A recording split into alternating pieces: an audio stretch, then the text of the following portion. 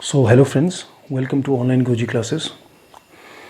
तो दोस्तों, आज मैं एक बहुत इम्पॉर्टेंट टॉपिक के बारे में बात करने वाला हूँ। उससे पहले आपको दो इम्पॉर्टेंट इन्फॉर्मेशन और दे दूँ कि हमारा जो इंडियन पॉलिटी सीरीज़ का लेक्चर 8 है वो आपके पास इस लेक्चर के बाद यानी कि कल आपके पास वो पहुँच जाएगा, तो उसको भी ज़रूर देखें।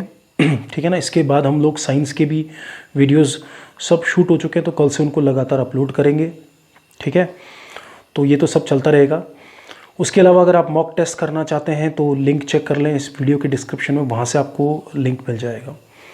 तो दोस्तों, ऑनलाइन गुरुजी में क्लासेस लेने के साथ साथ आजकल हम लोग कुछ इम्पॉर्टेंट इश्यूज़ के बारे में भी बात कर रहे हैं। जैसे कि कुछ दिनों पहले हमने जो आरआरबी एनटीपीसी एग्ज़ाम है उसके लिए अपनी ओपिनियन रखी थी, और उसके लिए हमने एक वीडियो भी बनाया था जिसमें हम लोगों ने आपसे अपील किया था कि आप लोग ट्वीट करें और पूछें रेल मंत्री से कि अभी तक जो है वो वेंडर उन्होंने क्यों नहीं ढूंढा और परीक्षाएं क्यों नहीं हो पा रही हैं। अगर ग्रुप डी और जो एनटीपीसी है, अगर आप उसको सीईटी के साथ करवाना चाहते हैं तो कम से कम क्लियर कर दें और बच्चों को बता दें कि क्या स्थिति है। तो उसमें बहुत सारे बयान ही आ रहे थे, बहुत सारे स्टूडेंट्स ने भी लिखा था कि सर कोरोना के टाइम पे पेपर कैसे हो जाएगा, ये तो बहुत मतलब एक तरीके का डेडली गेम हो जाएगा, इतने लोगों का पेपर हम लोग कैसे करवाएंगे, मतलब स्टूडेंट्स परेशान हो जाएंगे। तो अलग अलग तरह के तर्क आ रहे थे। ठीक है ना। और ऑफिशियली भी ऐसे स्टेटमेंट आए हैं आरआरबी की तरफ से कि कोरोना की वजह से डिले हो रहा है। तो आज मैं एक बहुत इंपॉर्टेंट जो बात करने वाला हूँ वो उन स्टूडेंट्स के लिए करने वाला हूँ जिन्होंने 12th पास किया और वो मेडिकल और इंजीनियरिंग की प्रिपरेशन कर रहे हैं। तो आपने देखा होगा कि जो नीट का जो एग्ज़ाम है और जेई मेंस जो है, जो कि नेशनल टेस्टिंग एजेंसी करवाती है, 2017 में ये बॉडी इस्टेब्लिश हुई थी। ठीक है ना। तो ये भी एक तरह की बॉडी है जो इंजीनियरिंग और मेडिकल हायर एजुकेशन के एंट्रेंस एग्जाम करवाती है। ठीक है। तो इसने जो है वेडनेसडे को इसके एडमिट कार्ड जारी कर दिए, और आप देखिए 13 सितंबर को नीट का एग्ज़ाम है और 1 से लेकर 6 सितंबर तक आपके जेई मीन्स का एग्ज़ाम है। तो लगभग 15,97,00,97 बच्चे जो हैं वो नीट में बैठेंगे, यानी कि national eligibility cum entrance test जो मेडिकल कॉलेजेस के लिए होता है, और 9.53 लाख कैंडिडेट जो हैं वो जेई मेंस के पेपर में बैठेंगे। फिर जेई मेंस जो क्लियर होगा जिनका, फिर वो जेई एडवांस भी देंगे। तो नेशनल टेस्टिंग एजेंसी इसको करवाती है। तो आज मैं देख रहा था कि बहुत सारे हायर इंस्टीट्यूशंस के जो डायरेक्टर्स हैं उन्होंने गवर्नमेंट को लेटर लिखा है कि भैया बच्चों का भविष्य आप अंधकार में मत करो, पेपर को जल्दी से जल्दी करवाओ। तो मेरा मकसद यही है कि ये दोहरा चरित्र क्यों, ये डुअल फेस क्यों है सरकार का, ऐसा डुअल एप्टीट्यूड क्यों है। ठीक है ना। देखिए, मैं इसके खिलाफ बिल्कुल नहीं हूं कि ये एग्ज़ाम नहीं होनी चाहिए, भविष्य का मामला है, एग्ज़ाम सारे होने चाहिए। लेकिन ये हायर एजुकेशनल इंस्टीट्यूशंस का मामला है, इसमें बड़े बड़े इंस्टीट्यूशन इन्वॉल्व हैं, उनका बजट इन्वॉल्व है क्योंकि बच्चे फ़ीस पे करते हैं। ठीक है ना। आईआईटीज़ की भी फ़ीस अब काफ़ी ज़्यादा हो चुकी है, कुछ मेडिकल कॉलेजेस की फ़ीस बहुत ज़्यादा है, खासकर जो प्राइवेट इंस्टीट्यूशंस हैं। उसी तरह से इंजीनियरिंग में भी जो प्राइवेट इंस्टीट्यूशंस हैं, ठीक है, उनकी भी फ़ीस बहुत ज़्यादा है। ठीक है। तो पूरा का पूरा आप देखिए शिक्षा का व्यापार यहाँ पर इन्वॉल्व है, तो ये लोग बहुत जल्दीबाजी में लगे हुए हैं। एक पॉइंट तो ये है। दूसरा, छात्रों का भविष्य भी है, सबसे इंपॉर्टेंट है छात्रों का भविष्य। अब उसके लिए गवर्नमेंट को क्या करना चाहिए, क्या नहीं करना चाहिए, वो तो हम अभी डिस्कस करेंगे।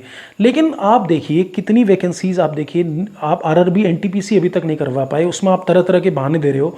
तो क्या इंजीनियरिंग और मेडिकल वाले ही इंसान हैं क्या? बाकी पोस्ट के जो स्टूडेंट्स हैं वो इंसान नहीं है? उनको अपने करियर का मतलब अपना सरकारी रोजगार का कोई अधिकार नहीं है? तो उनके लिए तो कोई आवाज़ नहीं उठ रही है। और मैं बार बार आपसे कह रहा हूँ कि आप लोग हाथ पे हाथ धरे रह जाओगे और टाइम निकलता जाएगा, ऐसे नहीं होगा। हमें अपनी आवाज़ उठानी पड़ेगी, बहुत सभ्य तरीके से उठानी पड़ेगी। आप देखिए एनडीटीवी के रवीश कुमार जी रात दिन लगे हुए हैं, रिपोर्टिंग कर रहे हैं। ठीक है, उनको तक सपोर्ट नहीं मिलता, जबकि वो इतनी एमिनेंट पर्सनैलिटी है। तो खैर हमें तो सपोर्ट कभी मिलेगा भी नहीं इस चीज़ के लिए। ठीक है। और आप ही के लिए ये बात है, तो आप लोग करिए, सोशल मीडिया से कैंपेन चलाइए, मैं बार बार आपको बोल रहा हूँ। ठीक है।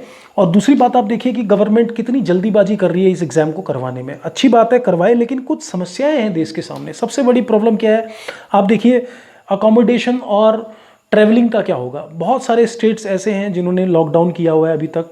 ठीक है ना।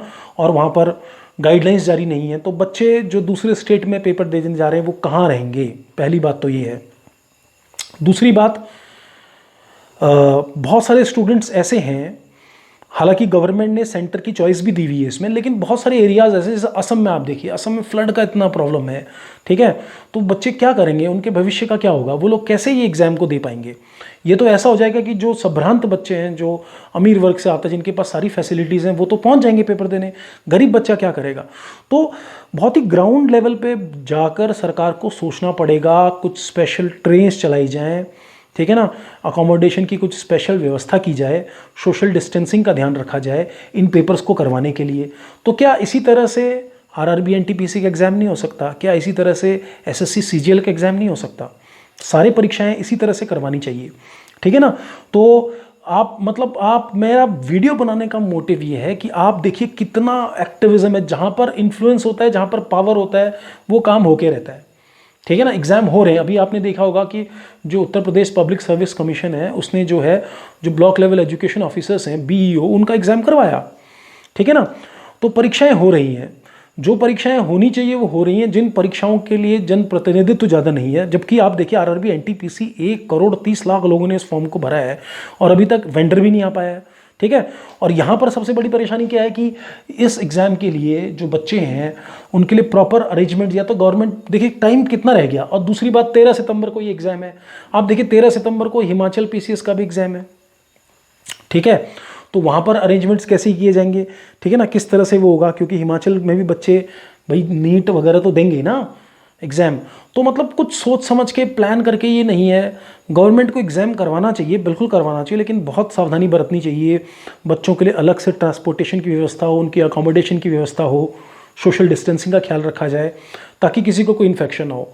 लेकिन अच्छी बात है, लेकिन बात आप देखिए कि इसके लिए मतलब कहने का मतलब क्या है कि सरकार के पास रिसोर्सेज भी हैं, विल पावर भी है, सब कुछ है, लेकिन आप देखिए कुछ एग्जाम्स के लिए सरकार का कुछ और रवैया है और कुछ परीक्षाओं के लिए कुछ और रवैया है। नीट और जेई कराने के लिए वो इतने उत्सुक हैं, आरआरबी एनटीपीसी की ना सुनवाई हो रही है, ना ग्रुप डी की सुनवाई हो रही है, यूपीएससी के एग्ज़ाम हो रहे हैं, ठीक है ना। लेकिन एक ऐसा माध्यम रेलवे जहाँ पर इतने सारे बच्चों को रोजगार दिया जा सकता है, उनके लिए कुछ नहीं है। तो मैं फिर बोल रहा हूँ, ये मैं अपने लिए नहीं बोल रहा हूँ, कमेंट में आप मुझे उल्टा सीधा लिखोगे, कुछ नहीं होगा, ठीक है ना। कोई मुझे तरह तरह का ज्ञान बांटेगा, कोई मुझे पॉलिसी समझाता है बैठ के, ठीक है ना, कोई कोरोना की दवाई देता है, उससे कुछ नहीं होने वाला है। मैं आपको बता रहा हूँ, ये आपका भविष्य आप ही के हाथ में है, ठीक है ना। तो आप ही को इसको ऊपर काम करना पड़ेगा। अगर आप काम नहीं करोगे तो मामला लटकता रहेगा, ठीक है। तो इस परीक्षा को जल्द से जल्द करवाया जाए, आरआरबी एनटीपीसी के एग्ज़ाम को, ठीक है ना। और कम से कम ये तो बता दिया जाए कि जो नेशनल रिक्रूटमेंट एजेंसी है, नेशनल रिक्रूटमेंट एजेंसी जो है वो शायद नेशनल टेस्टिंग एजेंसी की तरह ही काम करेगी। तो उसका स्ट्रक्चर क्या होगा और क्या पेपर होगा या नहीं होगा, एक डेट तो दे दो। यहाँ तो हम ये बोल रहे हैं कि भैया नोटिफिकेशन तो निकाल दो, नोटिफिकेशन निकाल दिया, आप डेट तो दे दो एग्ज़ाम की। यहाँ पर इन्होंने डेट भी दे दी, तैयारियाँ भी शुरू हो चुकी हैं, बयान आ रहे हैं, ठीक है ना, मिनिस्टर्स के, कि भैया बच्चों का भविष्य खतरे में नहीं डाल सकते। तो बच्चों का मतलब क्या, ये विभाजन क्यों? बच्चे क्या सिर्फ मेडिकल और इंजीनियरिंग वाले ही बच्चे हैं, सिर्फ उन्हीं का भविष्य है? जो सरकारी रोजगार कर रहे हैं, क्या उनका भविष्य नहीं है? रेलवे इतना बड़ा पब्लिक एंटरप्राइज है, उसकी देखिए वो कमर्शियल नहीं है, कमर्शियल रेलवे एक तरह की सेवा है, ठीक है। तो उसको लोगों को सस्ता ट्रांसपोर्टेशन तो देना ही देना है, साथ में लोगों को रोजगार भी देना है। वर्ल्ड का सबसे बड़ा एम्प्लॉयमेंट प्रोवाइडर है रेलवे, अगर देखा जाए तो, ठीक है ना।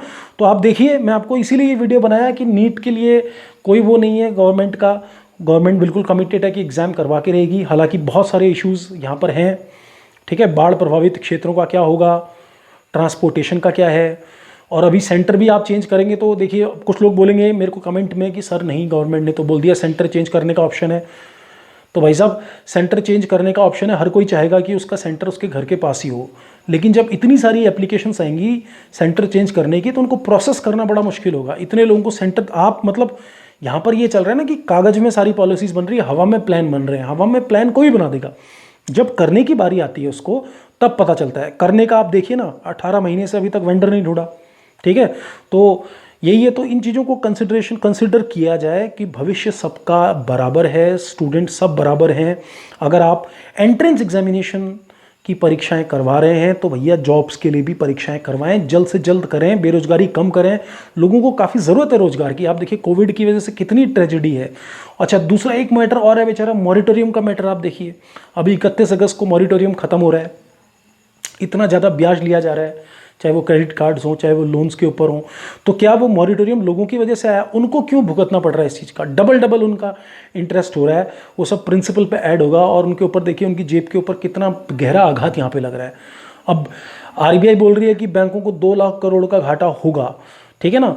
अब देखिए घाटा किस चीज़ का घाटा है? वो तो इंटरेस्ट पेमेंट का घाटा है ना। तो भाई गवर्नमेंट को शेयर करना चाहिए उसको, जब आप लोन माफ़ कर सकते हो कॉरपोरेट्स के, ठीक है।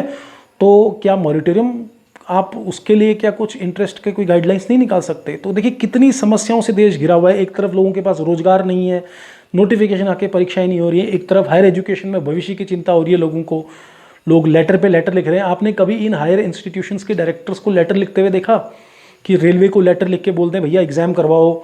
या जो स्टेट गवर्नमेंट है जहाँ पे वैकेंसीज नहीं आ रही हैं, आप उत्तराखंड में देखिए, उत्तराखंड में क्या हाल है। यहाँ 4 साल से उत्तराखंड में अभी तक पीसीएस का एग्जाम नहीं हुआ है, इसके लिए कोई नहीं लिखता, ठीक है ना। उत्तराखंड के अंदर आप देखिए, इन्होंने जो फॉरेस्टर होता है, वन दरोगा, उसकी वैकेंसी निकाली, पहले 350 वैकेंसी निकाली, बाद में उस वैकेंसी को चेंज करके सिर्फ 29 कर दिया, ठीक है ना।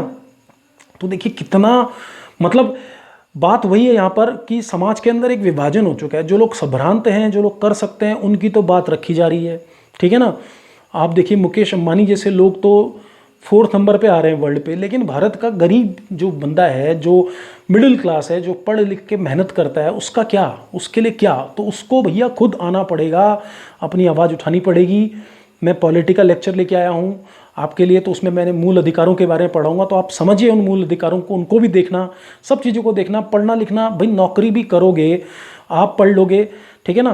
तो इतना इंडिविजुअलिस्टिक होना भी सही नहीं है, थोड़ा सोसाइटी के लिए भी हमने सोचना है, क्योंकि ये महामारी का टाइम है, हर चीज़ के ऊपर हमें एड्रेस करना पड़ेगा और फेयर पॉलिसी होनी चाहिए, ठीक है। भाई नीट का एग्जाम भी करवाइए, सेफ्टी बरतिए, मॉरिटोरियम वाले लोगों का भी दर्द सुनिए, ठीक है ना, उनके लिए भी कुछ करिए। और जो बच्चे आरआरबी, एनटीपीसी और अलग अलग स्टेट गवर्नमेंट्स के एग्जाम दे रहे हैं, उनको भी कुछ करिए। यहाँ पर क्या हो रहा है, नोटिफिकेशन पे नोटिफिकेशन निकल जाते हैं, परीक्षाएं होती नहीं है। तो इसके लिए आपको ही एक्टिव होना पड़ेगा। आपको बहुत सभ्य तरीके से, जैसे पढ़े लिखे लोग अपनी बात रखते हैं, उस तरह से बातों को रखना पड़ेगा। तो यही मेरा मोटिव था। बाकी आप कमेंट में कुछ भी लिखो, ठीक है, तो वो उससे हमें कोई फ़र्क नहीं पड़ने वाला। हम तो जो काम कर रहे हैं वो करते रहेंगे। बस ये है कि शिक्षा के क्षेत्र में हैं, बहुत टाइम से पढ़ा रहे हैं, ठीक है। तो अभी तक इस तरह की बातें करने का मौका नहीं मिलता था, क्योंकि इस तरह की सिचुएशन देश के सामने नहीं आई थी। लेकिन अब सिचुएशन बहुत वर्स हो चुकी है, तो लगता है आगे आके कम से कम अपनी बात रखनी पड़ेगी। अभी हम बात इसी माध्यम से रख सकते हैं, अगर कल के दिन सड़कों पे भी उतरना पड़ेगा तो आपके साथ बिल्कुल उतरेंगे, ठीक है। लेकिन हम पढ़े लिखे लोग हैं, हम लॉ एंड ऑर्डर को हाथ में लेना नहीं चाहते। हम चाहते हैं कि सही तरीके से हो, ठीक है। और उन लोगों से भी मेरी अपील है जो लोग लेटर लिख के बहुत अर्जेंसी दिखा रहे हैं, छात्रों के भविष्य के बारे में बात कर रहे हैं, कभी आप अपने एसी कमरों से बाहर आकर, भाई ठीक है, आप लोग बहुत इंटेलिजेंट लोग हैं, बड़ी बड़ी पोस्ट पे हैं, बड़े बड़े इंस्टीट्यूशंस के डायरेक्टर्स हैं आप लोग, आपकी अचीवमेंट्स हैं, आप लोग, हो सकता है कि बहुत सारे लोग मेहनत करके वहाँ तक पहुँचे हों, लेकिन ऐसे पहुँच के भी क्या फ़ायदा जब आप जहाँ से आए हैं आप वहाँ के लोगों की मदद ना कर पाएँ। तो इस तरह से ना तो कोई लेटर लिखता है एग्ज़ाम करवाने के लिए, ना कोई गवर्नमेंट सीरियस है। मुझे लगता है कि देश के अंदर सिर्फ इंजीनियरिंग और मेडिकल ही चल रहा है, या आईएएस का एग्ज़ाम चल रहा है, लेकिन ग्रुप सी, ग्रुप डी, इनकी बातें कोई नहीं करता है, जबकि मैक्सिमम पॉपुलेशन उसी को भरती है, उन्हीं एग्ज़ाम्स की तैयारी करती है, और यही सरकार के लिए वोट बैंक का भी काम करती है, ठीक है ना। तो समझिए इस चीज़ को। तो लिखिए, ट्वीट करिए, गवर्नमेंट को लिखिए, अगर लेटर लिख सकते हैं तो लेटर लिखिए, आरटीआई डालिए, ठीक है ना, करिए, कुछ आपको करना ही पड़ेगा और सरकार से सवाल करने पड़ेंगे, ठीक है। तो मेरा काम सिर्फ आपको इतना बताना था। आई होप आप तक बात पहुंच गई होगी। Thank you, thanks a lot.